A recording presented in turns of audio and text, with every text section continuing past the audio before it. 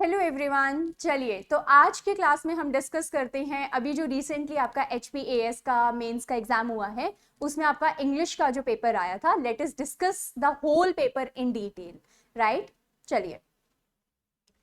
अच्छा, एक और चीज, हमने जो जो क्वेश्चंस क्लास में करे थे, जो जो मॉक टेस्ट में क्वेश्चंस आए थे, डाले थे, वो सारे के सारे question as it was there in the exam. So I am very happy to share this with you. अभी क्वेश्चंस हम जब सॉल्व करेंगे I am going to tell you कि ये वाले क्वेश्चंस हमने क्लास में मॉक में भी करे थे। राइट, तो जिन जिन बच्चों ने मॉक टेस्ट को बहुत ही ज्यादा सीरियसली लिया था उन लोगों को तो पक्का खुशी मिली होगी उस पेपर को देखते हुए। चलिए देखो, सबसे पहला क्वेश्चन हमारा कुछ ऐसे था जिसमें आपको एरर स्पॉटिंग करना था। ठीक है, तो यहां पर particularly the grapes are too sour for eating. हमने रूल पढ़ा हुआ है कि जब भी TO2 का इस्तेमाल किया जाता है हम उसके साथ हमेशा जब भी हम TOO2 का इस्तेमाल करते हैं उसके साथ हमेशा TO2 आता है। तो the grapes are too sour to eat. For था इसलिए ING फॉर्म है, लेकिन टू आएगा तो टू के साथ तो वर्ब की फर्स्ट फॉर्म आती है। राइट, तो ये आपका कॉम्बिनेशन होता है TOO2 और TO2 का। ओके गाइस, चलिए। ऐसा क्वेश्चन भी हमने क्लास में मॉक टेस्ट में किया था, लेकिन मॉक टेस्ट में वो हमने डू एज डायरेक्टेड में डाला था, इस बार इन्होंने एरर स्पॉटिंग में डाल दिया। One of the books, one of के साथ हमारा नाउन तो प्लूरल आता है लेकिन वर्ब सिंगुलर आता है। तो इसमें वर्ब क्या था हमारा? आर, क्योंकि बात तो एक ही बुक की हो रही है। तो इस वन की वजह से यहां पर हमारा वर्ब कैसा आना था? Singular is. तो one of the books I bought last week is about, क्योंकि मैं सिर्फ एक ही बुक की बात कर रही हूं। He passed the examination on the second attempt, बिल्कुल सही था। काफी बच्चों ने इसको in the second attempt सोचा होगा, बट एक्चुअल में ये no error था। It is no error. On the second attempt, in the second attempt दोनों ही सही होते हैं। तो आपने error ढूंढना है, आपने उसको alternate आंसर नहीं लिख के आना कभी भी। She ordered for a cup of tea. Ordered के साथ no preposition, इसीलिए यहां पर for नहीं आना था। He walks as if हमेशा बच्चों इमेजिनेशन की बात करता है। तो ये चीज हमने क्लास में पढ़ी थी कि जब भी हम इमेजिनेशन की बात करेंगे, इमेजिनरी वर्ड्स की बात करेंगे, उसके साथ हमेशा वर आता है। जिन बच्चों ने क्लासेस बहुत अच्छे से लगाई थी उनको याद होगा, मैंने एक एग्जाम्पल दिया था, he is behaving as if he were a prime minister. If I were a bird I would fly. तो ये सारे के सारे इमेजिनेशंस थी, इसीलिए यहां पर एज इफ की वजह से, sorry not as he, as if की वजह से हम क्या लगा रहे हैं? वर। ओके, तो चलिए, तो ये तो आपकी एरर स्पॉटिंग थी, बहुत ही इजी लेवल पे था। आई होप आप लोगों के क्वेश्चंस जो है वो बिल्कुल सही हुए होंगे। आगे थे बच्चों, डू एज डायरेक्टेड, जैसा बोला गया है वैसा करो। तो इसमें आपको क्या करना था? इसमें आपको डायरेक्ट टू इनडायरेक्ट स्पीच करना था। ये आपका डायरेक्ट स्पीच है, इसको आपको इनडायरेक्ट में चेंज करना था। तो ही सजेस्टेड, अब देखो let us wait for the award, तो लेट अस जहां पर भी आता है वहां पर प्रपोज्ड या सजेस्टेड लगता है। आप कुछ भी लिख सकते थे, प्रपोज्ड भी लिख सकते थे। ही प्रपोज्ड। अब कॉमा इन्वर्टेड कॉमा के लिए क्या आएगा? दैट आएगा। अब अस मतलब कौन? वो लड़का, और उसने जिसको भी बोला होगा, तो उसके लिए क्या आ गया? दैट। और जहां पर भी लेट आता है वहां पर हम हमेशा शुड का इस्तेमाल करते हैं। तो यहां पे क्या आएगा? Should wait for the award. फिर आगे वाला एज इट इज। ओके, चलिए नेक्स्ट है पैसिव करना था। हु आपका किसमें चेंज हो जाता है? बाय हुम में। डिड आपका वर्ब की सेकेंड फॉर्म है, वर्ब की सेकेंड फॉर्म के लिए वॉज और वर का इस्तेमाल किया जाता है, तो was this done. Main verb हमेशा थर्ड फॉर्म में आती है अगर आप पैसिव कर रहे हो, एंड लास्ट में question mark was mandatory. The postcard came this morning, it was from Harish. इन दोनों सेंटेंसेस को ज्वाइन करना है यूजिंग दैट। सिंपल था। द पोस्टकार्ड, वो पोस्टकार्ड जो आज सुबह आया वो हरीश का था, तो the postcard that came this morning was from Harish. ठीक है, देखो डू एज डायरेक्टेड में ना कभी भी मीनिंग चेंज नहीं करना होता, इस चीज का ध्यान रखो। I am going to have a snack, I am not hungry. अब ये दोनों ही कॉन्ट्राडिक्टरी स्टेटमेंट्स हैं। और इसीलिए उन्होंने इसको क्या बोला है, ऑल्दो से कंबाइन करिए। तो although I am not hungry, हालांकि मैं भूखा नहीं हूं, फिर भी मैं अभी स्नैक खाने जा रहा हूं। ऑल्दो के साथ आप कॉमा भी लगा सकते हो, इसकी जगह पे अगर किसी ने येट लिखा हुआ है that is also right. Okay, next, they knocked before opening the door. अब इसको आपने नेगेटिव क्वेश्चन में चेंज करना है, मतलब ये आपका फुल स्टॉप वाला था, इसको पहली चीज तो क्वेश्चन मार्क में बनाओ और सेंटेंस में नॉट भी होना चाहिए। सिंपल, नेगेटिव मतलब क्वेश्चन में अगर किसी को बनाना है, so structure is helping verb, subject, main verb and your object, है ना, क्वेश्चन मार्क। तो बस हमने अपनी तरफ से लगा दिया। हमने टेंस देखा, वर्ब की सेकंड फॉर्म थी, मतलब पास्ट इंडेफिनिट। तो पास्ट इंडेफिनिट में हम डिड का इस्तेमाल करते हैं। तो डिडंट, डिडंट मतलब did not, didn't they knock. अब डिड के साथ वर्ब की फर्स्ट फॉर्म आती है, तो first form before opening the door, ठीक है। ओ सॉरी, इसमें लास्ट में क्या आएगा, question mark, please correct it, इसमें क्वेश्चन मार्क आएगा।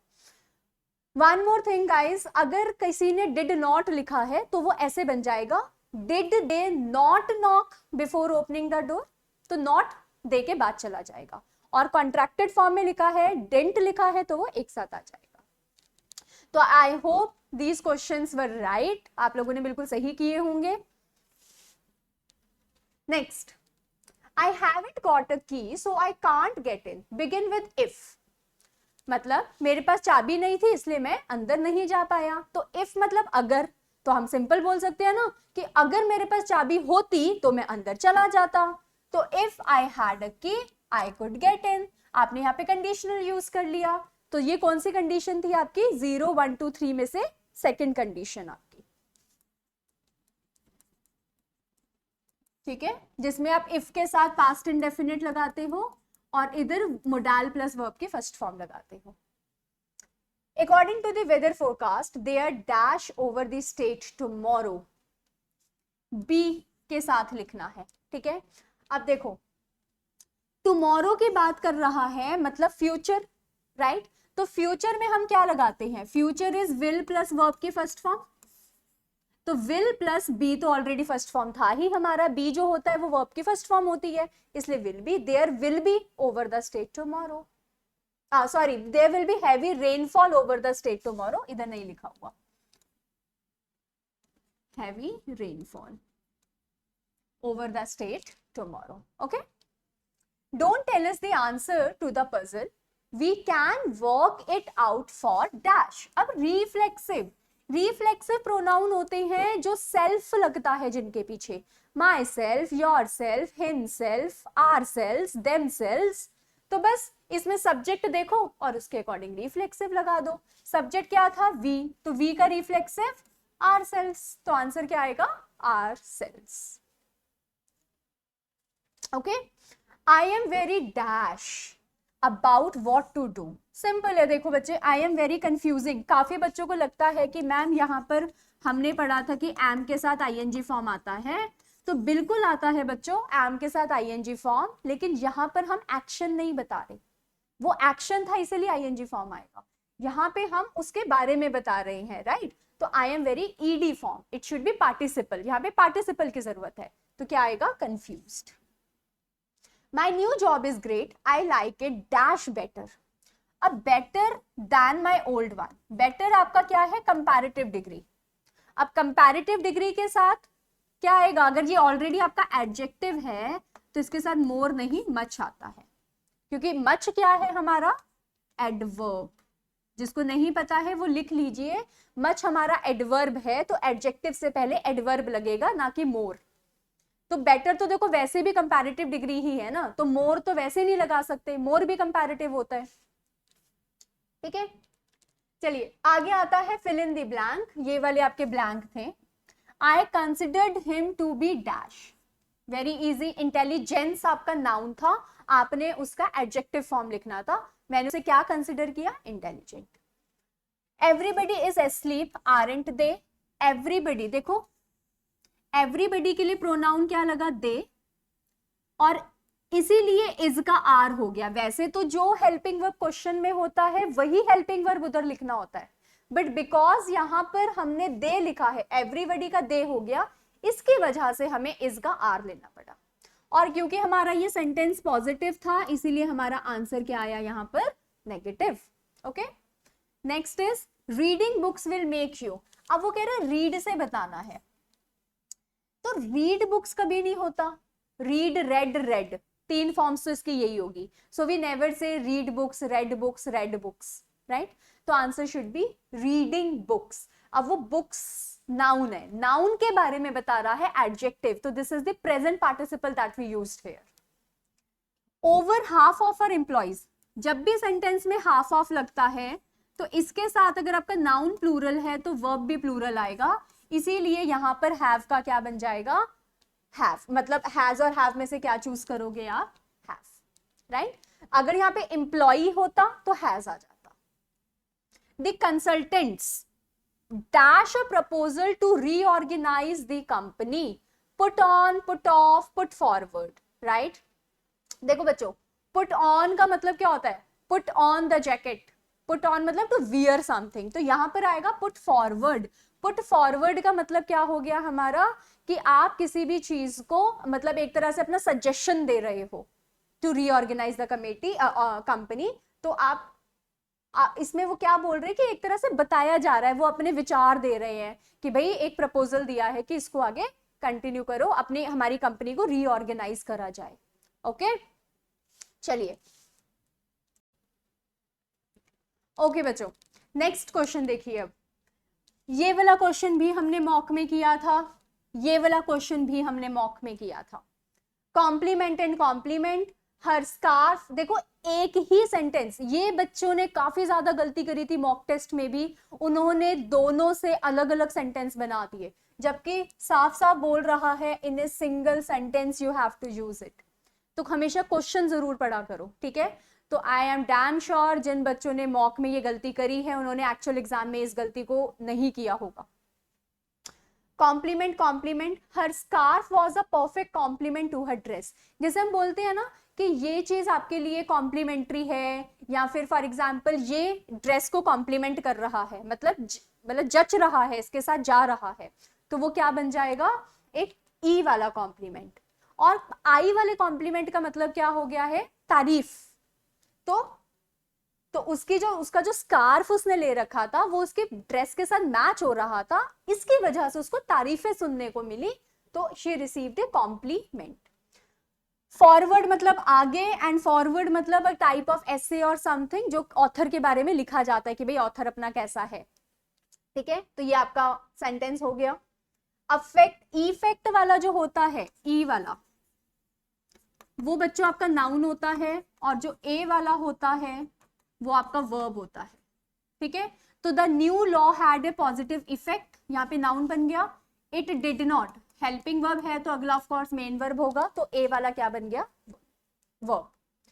क्वाइट एंड क्वाइट, इस क्वाइट का मतलब है बिल्कुल चुप, और इस क्वाइट का मतलब है काफी हद तक। तो लाइब्रेरी काफी चुप थी, मतलब बिल्कुल शांत थी। दैट आई वॉज क्वाइट, मैं काफी हद तक सरप्राइज हो गया। नेक्स्ट, अच्छा नेक्स्ट देखो बच्चों, फटाफट से देखिए, आपको लेटर राइटिंग आई थी एग्जाम में। इस लेटर राइटिंग में आपको क्या करना था, आपको अपने स्टेशन मास्टर को लेटर लिखना था, complaining that your furniture has been damaged. आपका जो फर्नीचर था वो खराब हो गया है, जो भी आपने रेलवे से इधर उधर किया था, ठीक है। तो आप उसको बोल रहे हो please look into the matter and compensate the damages done during the transit as soon as possible. अगर वो फेल हो जाते हैं कंपनसेट करने के लिए, you will take help of the consumer court and file a suit against railway authorities, ठीक है। तो आप देखो, सबसे पहले ये कंप्लेनिंग लेटर था।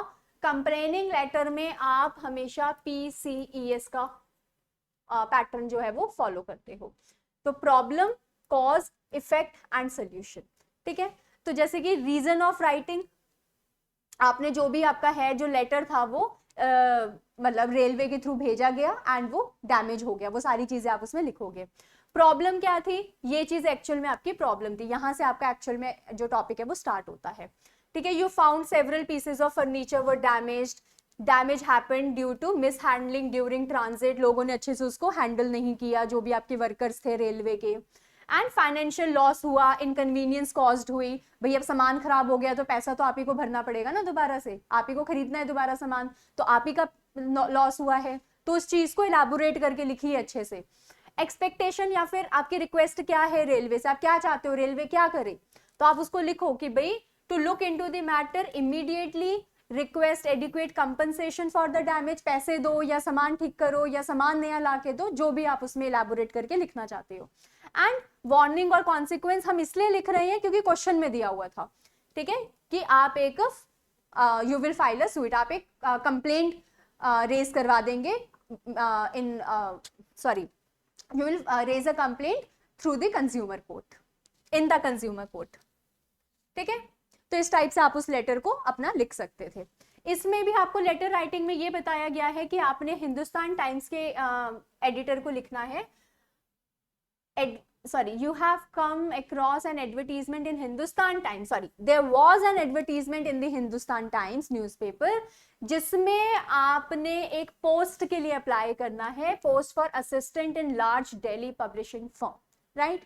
अब ये वाला क्वेश्चन हमने मॉक में दिया था, जिसमें सेम मतलब assistant in large Delhi publishing firm में नहीं लिखना था, उसकी पोस्ट नहीं थी, कोई XYZ चीज की पोस्ट थी, सॉफ्टवेयर इंजीनियर और समथिंग, तो था वो इसी तरीके से जिसमें आपको अपनी क्वालिफिकेशंस वगैरह मेंशन करनी थी। तो देखो, अच्छा बेस्ट पार्ट, आपको इसमें फोन नंबर दे रखा है, तो कोई दिक्कत नहीं है बच्चों को, वो कभी एक्स करके नंबर लिख रहे थे, कुछ कर रहे थे, तो बिल्कुल काम ठीक कर दिया, फोन नंबर दे दिया उन्होंने।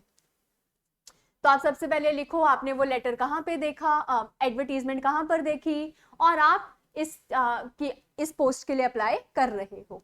फिर अपना एजुकेशनल बैकग्राउंड बताओ, अपनी स्किल्स बताओ, आपने कितने साल काम किया है, क्या क्या आपके रोल्स रहे हैं, रिस्पॉन्सिबिलिटीज आपने क्या क्या हैंडल करी है उसमें, ठीक है। आपकी क्वालिटीज क्या है, क्वालिटीज बोले तो आप डिलीजेंट हो, मेटिकुलस हो, डेडलाइन ओरिएंटेड हो, आपको कोई भी काम दे दिया जाए, या फ्लेक्सिबल हो, like that, and why you are a strong fit for the position, आपको क्यों हायर किया जाए, उन सबको लिखो। सैलरी एक्सपेक्टेशन अपनी लिखो क्लियरली, लेकिन पोलाइटली मेंशन करना था आपको, एंड क्लोजिंग रिक्वेस्ट आपकी बिल्कुल पोलाइट होनी चाहिए, एक्सप्रेस करो कि you are really willing for an interview, ठीक है।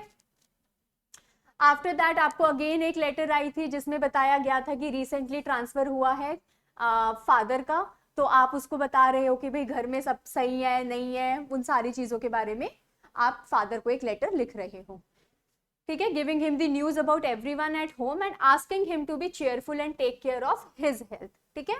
तो आप उसको ये भी, आप अपने फादर को बताएंगे कि हम सब आपसे बहुत जल्दी मिलने आएंगे और हम सब मिलकर क्वालिटी टाइम भी स्पेंड करेंगे। तो ये हमारी क्या थी, इनफॉर्मल लेटर।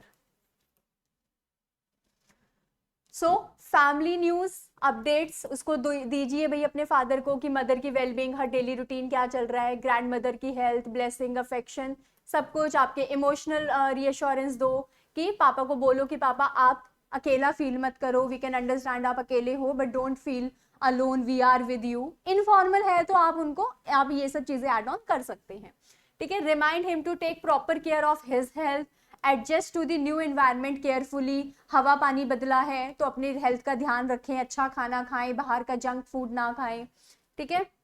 और उनको बताइए कि भाई हम सब मिलने आएंगे and all, and express your love and care and eagerness to see him again, ठीक है। तो इन चीजों को आप एड ऑन करेंगे। नेक्स्ट है, you want to book 2 rooms for 3 days for you and your family, inquire about the rates, availability of rooms for dates of your visit and all। मतलब एक तरह से रूम बुक करवाना है, उसके लिए लेटर लिखो कि भाई इस दिन हमने आना है, क्या आपके पास रूम्स है तो कैसे कैसे रूम्स हैं। तो आप उसमें लिखोगे, अपनी पर्पज ऑफ राइटिंग आपने लिख दीजिए, सिल्वर ओक आपका होटल है, वो आप बता रखा है क्वेश्चन में ही, ठीक है। 2 रूम्स की अवेलेबिलिटी, अपनी ड्यूरेशन बताएं कि 3 दिन के लिए आ रहा हूँ, डेट्स बता दो वहां पर। आस्क फॉर रूम चार्जेस, कैसे रूम्स हैं, रूम के चार्जेस क्या हैं, सिंगल बेड, डबल बेड, वो सारी चीजें। सीजनल पैकेजेस और डिस्काउंट्स आपके क्या चल रहे हैं आज के टाइम पे, ठीक है। फैसिलिटीज क्या हैं आपके होटल में, in house food availability, wifi, ठीक है, wifi, heating arrangements and other जो भी चीजें आप वहां पे पूछना चाहते हो, ठीक है। And additional services inquire specifically about taxi service है कि नहीं है, आपका जो होटल है वो स्टेशन से या एयरपोर्ट से कितनी दूर है, ठीक है। एंड क्विक रिस्पॉन्स, ताकि आप अपने प्लान्स को फाइनलाइज कर सको। तो इस टाइप से आप अपने लेटर को अच्छा बना सकते थे। ओके तो ये लेटर राइटिंग थी। अब आते हैं कॉम्प्रीहेंशन पे।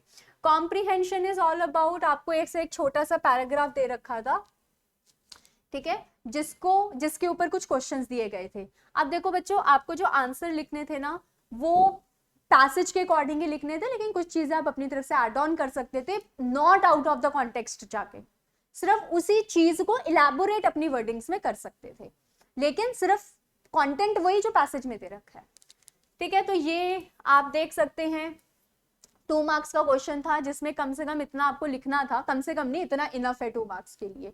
ये भी आपको टाइपिंग वाली फॉर्मेट में दिख रहा है, इसको जब आप हैंड राइटिंग में करोगे तो ये काफी बड़ा आंसर है आपका, 2 मार्क्स के लिए सफिशिएंट है, ठीक है।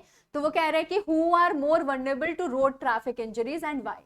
तो पहले हमने बता दिया कौन कौन है, pedestrian, cyclist, motorcyclist and users of public transport, ये लोग हमारे वल्नरेबल हैं, ठीक है। फिर आगे हमने इसको एक्सप्लेन कर दिया भाई व्हाई दे आर वल्नरेबल। तो in developing country this is even more severe, ये सारी चीजें इसमें अच्छे से एक्सप्लेन करी गई है, आप इसका स्क्रीनशॉट ले सकते हैं। सेम आपका अगला question, how do vehicle support development of a country, है ना, कोई भी व्हीकल अपनी डेवलपमेंट ऑफ द कंट्री कैसे सपोर्ट करती है। तो vehicles play a vital role in economic and social development of a country by making movement of goods, people faster, easier, and the movement is more efficient basically with the help of motorist, transport industries। मतलब ये सारी की सारी चीजें आपके passage में दे रखी थी, जिसको हमने पैराफ्रेज करके अपनी वर्डिंग्स में लिख दिया। तो पहले एक बार पैसेज पढ़िएगा, फिर इन आंसर्स को पढ़िएगा। ओके स्क्रीनशॉट ले लीजिए फटाफट से। सॉरी, चलिए, how can science come into the picture of road safety. तो साइंस कैसे रोड सेफ्टी को अच्छा कर सकता है, कैसे रोड सेफ्टी में हम साइंस का इस्तेमाल कर सकते हैं, तो पैसेज के अकॉर्डिंग आपने इसको बताना था। ये सारी की सारी चीजें आपको मिल जाएंगी, जैसे कि एयर बैग्स हो गया, सीट बेल्ट्स हो गया, ऑटोमेटिक ब्रेकिंग सिस्टम हो गया। तो ये सब टेक्नोलॉजी का कमाल है, और टेक्नोलॉजी इज साइंस ओनली। तो ये सारी चीजों के साथ हमने इसको इलैबोरेट किया है। ओके स्क्रीनशॉट ले लीजिए। अच्छा, सिनोनिम बताना था, वर्ड बसलिंग, ठीक है। बसलिंग का मतलब होता है वेरी हसल एंड बसल, होता है ना, बहुत ही भीड़ भड़ाका, क्राउडेड चीज होनी, दैट इज बसलिंग, ठीक है। The market was so busy in the evening, या फिर there was so much hustle and bustle in the market, that is also right. Okay, antonym priority, priority मतलब किसी को फर्स्ट नंबर पे रखना, किसी को बिल्कुल ध्यान देना, तो उसका ऑपोजिट हो जाएगा किसी भी चीज को निग्लेक्ट कर देना, ठीक है। His health problems worsened because of years of neglect, ठीक है। और phrasal verb look at, look at का मतलब किसी की तरफ देखना। तो एक हो गया आपका the students, the teacher encourage the student to look at the issue, look at the issue from a different perspective. अच्छा, यहां पर हम लुक इनटू भी यूज कर सकते थे, आप इसको चेंज करके ऐसा भी लिख सकते हो, the teacher asked the students to look at the diagram, for example, जैसे I am asking you to look at the board keys. Okay, the jeweller shop, she went to the jewellery shop to look at the new designs, मतलब किसी की तरफ देखना, that is look at. ये आपका दूसरा था जिसमें गांधी के बारे में बता रखा था, महात्मा गांधी। तो why did Gandhi considered himself as an ordinary man, ये पूरा का पूरा आपके पैसेज में मेंशन किया हुआ है, उसी को ही पैराफ्रेज करके हमने एक आंसर लिख दिया 2 मार्क्स का, ठीक है। Sense of humility set him apart from most leaders, मतलब जो भी चीजें उसमें बता रखी थी आपका, founded on truth, discipline, moral conduct and everything, his simplicity and faith in the ability of every individual. Okay, next है why, what was the special value Gandhi cherished and lived throughout his life। special value क्या थी, he never asked anyone to do anything that he could not do himself, जो काम वो खुद नहीं कर सकते थे वो कभी किसी और को बोलते भी नहीं थे करने के लिए। तो ये पैसेज में दे रखा है, और उसी को ही इलैबोरेट करते हुए हमने इसको 2 मार्क्स में लिख दिया है। नेक्स्ट कह रहे हैं how did Gandhi raise the moral quality of his companions. तो कैसे किया? Through his trust, his expectation and his personal example. तो जब उन्होंने उस पर भरोसा दिखाया, उम्मीदें दिखाई कि भाई मुझे तुमसे उम्मीद है ना, अपने पर्सनल एक्सपीरियंस बताए कि मैं भी ऐसा था, फिर मैंने इसको ऐसे किया, तो अपने आप ही हमारा जो मॉरल लेवल है वो इंक्रीज बढ़ता है, हमारा जो अंदर का जो डिटर्मिनेशन होता है वो बढ़ता है, अगर सामने वाला आपको एनकरेज करे लाइफ में। ठीक है, तो उन्होंने क्या बिलीव किया कि every individual has the capacity to respond to noble impulses if they allow their conscience to guide them. तो अगर इंसान अपने माइंड में ये बिठा लेना कि भाई ऐसा करना है मुझे, तो वो कर सकता है। ऐसा नहीं है कि आप कर नहीं सकते, आपके माइंड में होना चाहिए, ऐसा गांधी जी कहते थे। तो उसी को एलैबोरेट करते हुए अगेन 2 मार्क्स का क्वेश्चन लिख दिया। आगे आपका आता है सिनोनिम बताना है डिवोशन का, dedication, his dedication to her studies, okay, helped her, जो भी उसका डिवोशन और डेडिकेशन कुछ भी लिख सकते थे इसी सेम सेंटेंस में आप। एंटोनिम बताना है कंसाइंस का, कंसाइंस का मतलब होता है आपका जो मॉरल है, आपका जो कंसाइंस हम बोलते हैं ना, माई कंसाइंस मतलब मेरी जो सिक्स सेंस है, मेरी जो समझ है, पर्टिकुलरली समझ, तो उसका ऑपोजिट क्या हो गया? Immorality. Okay, his act of cheating in the exam showed his complete immorality. ठीक है, 2 sentences of live up to. live up to एक phrasal verb जिसका मतलब होता है to fulfill or meet the standards or expectations of something, right? तो एक बनाया she tried hard to live up to her parents expectation by performing well in school. उसने बहुत ज्यादा हार्ड वर्क किया कि अपनी पेरेंट्स के एक्सपेक्टेशन को फुलफिल कर सके। और the movie did not fulfil the hype created, मतलब जो भी हाइप क्रिएट किया गया था उसके एडवर्टीजमेंट से, मूवी उस पे खड़ी नहीं उतर पाई। That is live up to. ठीक है जी। और बच्चों लास्ट में आपका क्वेश्चन था प्रेसी राइटिंग। ये आपको कुछ 567 वर्ड्स का प्रेसी दे रखा था। ठीक है, दिस इज अ प्रेसी। इस प्रेसी को आपको मतलब इस पैराग्राफ को प्रेसी करना था, तो इसका 1/3 अराउंड बन रहा था 187। तो वही 185 to 190 वर्ड्स में अगर आपने लिखा है, that is good to go. तो ये आपके लिए अच्छा। सबसे पहले ये भी देखिए कि आपका जो पैसेज था उसमें 6 नेचुरल सिलेक्शंस थी, जिसमें से सबसे पहले वाले पैसेज में इसमें डेफिनेशन बता रखी थी डिजास्टर की। इसमें और इसमें सेकंड और थर्ड पैसेज में क्या बात हुई है? Types of disaster. तीसरे पैसेज में मतलब फोर्थ पैसेज में उसने क्या बात करी है? Effects of disaster.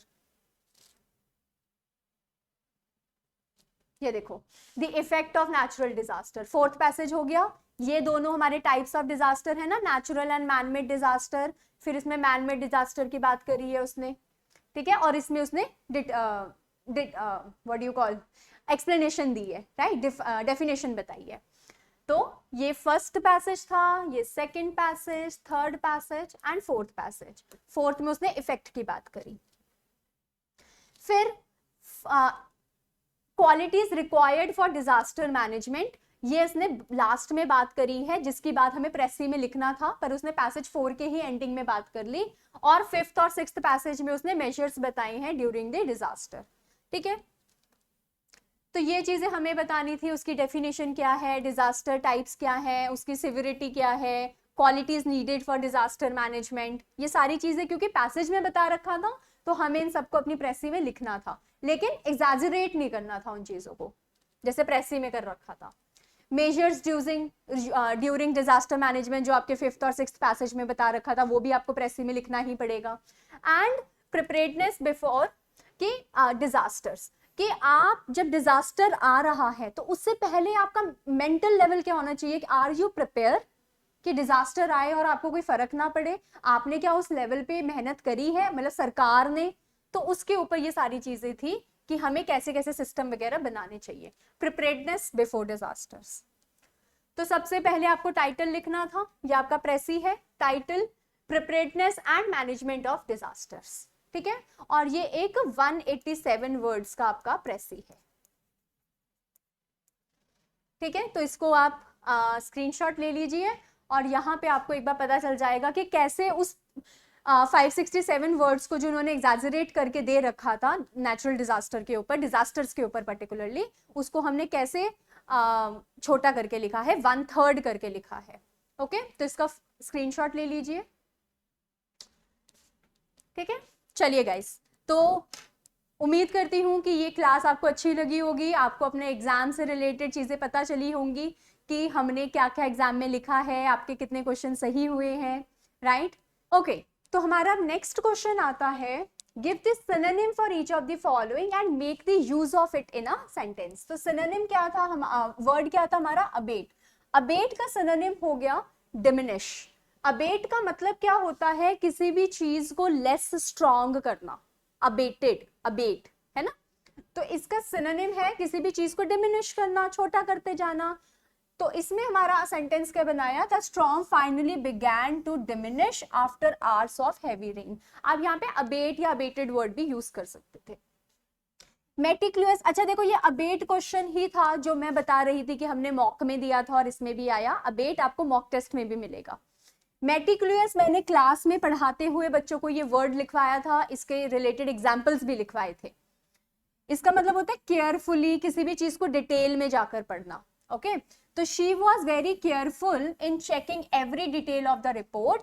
मेटिकुलस से अगर किसी बच्चे ने सेंटेंस बनाया था तो it should be for example, I read the book meticulously yesterday, or I read the book meticulously at home yesterday. Okay. Lucid is something that is very clear. The professor gave a lucid explanation of the complex theory. Futile is something that is useless. All their efforts to save the old bridge proved useless or futile. Got it?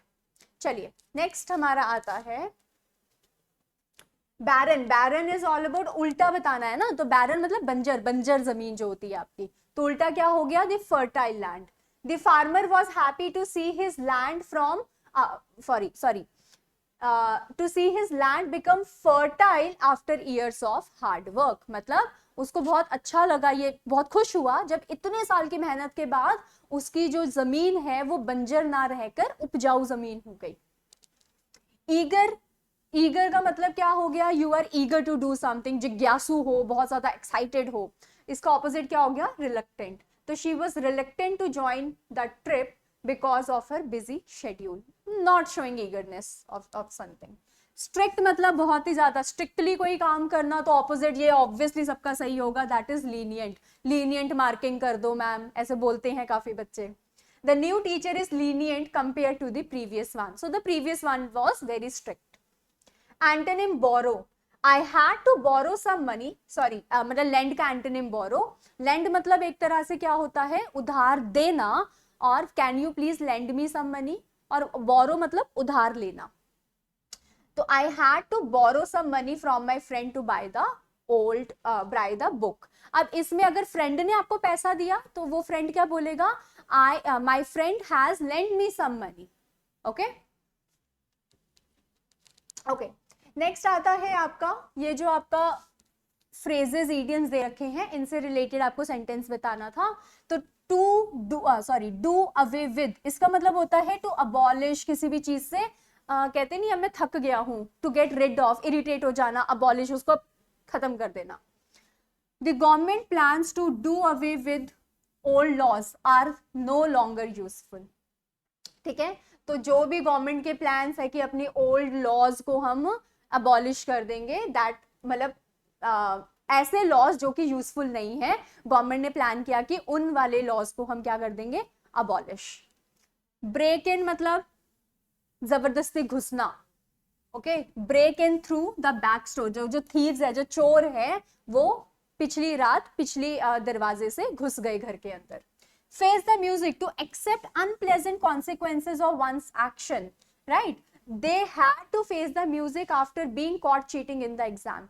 मतलब जो गलती आपने करी, अब उसे भुगतना तो पड़ेगा ना, उसी को कहते हैं you need to face the music. And in leaps and bounds, to progress or increase rapidly, not slowly or gradually but rapidly. Technology is advancing in leaps and bounds these days. मतलब technology बहुत ही rapidly advance कर रही है आज के time पे। Okay, next one word बताना था, something that is suitable for eating, उसको हम एडिबल बोलते हैं, ये उसका सेंटेंस है। The fruits growing in the wild turned out to be edible. ठीक है, जो फ्रूट्स उस वहां पे उग रहे थे वो क्या बन गए, खाने लायक बन चुके हैं। A person of great learning, polyglot. तो being a polyglot she could converse fluently with people from many countries, मतलब जिसको बहुत ज्यादा लैंग्वेजेस पता होती हैं। साइंटिफिक स्टडी ऑफ अर्थक्वेक, इसको हम बोलते हैं seismology. And one who hates people, ये भी क्वेश्चन आपके उसमें था मॉक टेस्ट में, मिज़ेंथ्रोपी। तो after years of betrayal he turned into a misanthrope who avoided social gatherings. तो वो कह रहा है कि काफी सालों तक धोखा खाते खाते अब वो ऐसा बंदा बन गया जिसको लोग ही नहीं पसंद, अब वो इंट्रोवर्ट बन गया है, वो एक्सट्रोवर्ट नहीं है, उसको सोशल गैदरिंग्स नहीं है पसंद। ठीक है, और ये तो मैं अभी हमने डिस्कस किया, pursued a career in the scientific study of earthquakes, आप इसको इस तरीके से बोल सकते हो। ओके